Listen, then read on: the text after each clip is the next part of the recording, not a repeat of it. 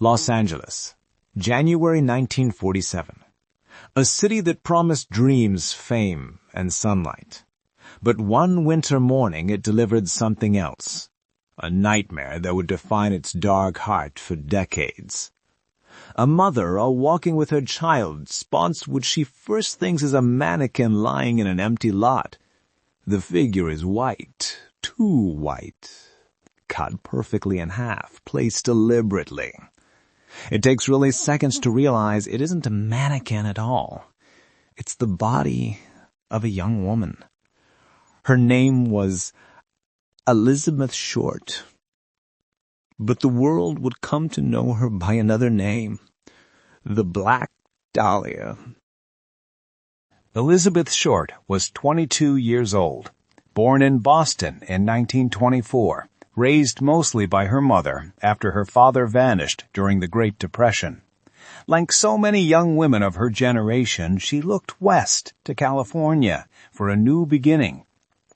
She dreamed of becoming an actress, a model, a star. Friends would later remember her as shy but magnetic, a woman who carried herself as though she was already famous. She loved film noir, black dresses, red lipstick. That aesthetic and her mysterious beauty would inspire the nickname that would outlive her. She moved through the city's neon glow and smoke-filled bars, often staying in cheap hotels or friends' apartments. Her letters to family spoke of opportunity, but between the lines there was loneliness. She was struggling to find work, struggling to belong. Yet every night she dressed as if Hollywood might call her tomorrow. In the weeks before her death, Elizabeth was seen around downtown Los Angeles, most notably at the Biltmore Hotel. On January 9th, 1947, she met a former boyfriend there. They spoke for a while in the grand lobby before parting ways. That was the last confirmed sighting of her alive. After that, she seemed to vanish into the city. The morning of January 15 began like any other. Betty Bursinger, a local housewife, was walking with her 3-year-old daughter through Leimert Park, a quiet, half-developed neighborhood in South Los Angeles. In the vacant lot on Norton Avenue, she saw something pale glinting in the grass. At first glance, it looked like a department store mannequin, discarded. Then, as she came closer, she realized it was human. Elizabeth's body had been cut cleanly in two at the waist, drained entirely of blood. Her face slashed from ear to ear, a grotesque smile carved by her killer. The body had been washed and posed deliberately, her arms raised above her head, her lower half placed precisely below. There were no fingerprints, no clothing, no purse. Just the remains of a life, turned into a spectacle. The scene shocked even hardened detectives. Sergeant Harry Hansen of the LAPD described it as the most brutal he'd ever encountered. Forensic examiners noted the precision of the cuts, surgical, controlled. Whoever did this knew anatomy. Within hours, newspapers were on the scene. Photographers snapped images before the police could even finish marking evidence. That same day, headlines screamed, "Fiend slays girl, body severed." The crime became instant front-page news across America. Los Angeles in the late 1940s was a city on the rise, glamorous, restless, desperate. Returning veterans, aspiring actors, drifters, and dreamers all collided in its streets. The murder of Elizabeth Short exposed the city's shadow side, the exploitation, the hunger for fame, and the media's taste for blood. Reporters descended like vultures. They named her the Black Dahlia, a play on a popular film noir of the time, the Blue Dahlia. They painted her as a femme fatale, an adventurer, a woman living on the edge. Much of it was invented. The truth was simpler and sadder. She was a young woman alone in a big city. The LAPD, under enormous pressure, launched one of the largest investigations in its history. Hundreds of officers combed the city. They interviewed thousands, chased every rumor, every whisper. A week later, the Los Angeles Examiner received a letter. Cut-and-paste words from newspaper clippings, signed the Black Dahlia Avenger. Inside the envelope, Elizabeth's birth certificate, business cards and photographs, proof that the sender had her belongings.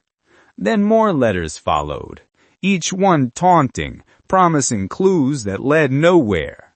Detectives wondered, was it really the killer, or just someone hungry for attention? Amid the frenzy, Elizabeth's family back east learned of her death not from police, but from the newspapers. Her mother was told her daughter had won a beauty contest, only for reporters to later reveal the truth. Even grief became a story to exploit. Over the next several months, more than 150 suspects would be questioned. From lovers and drifters to doctors and soldiers, the LAPD chased every possible lead. One suspect, Mark Hansen, owned a Hollywood nightclub where Elizabeth sometimes stayed. He admitted she'd lived with him briefly but denied any involvement. Another, a bellhop named Red Manley, was the last known man to see her alive.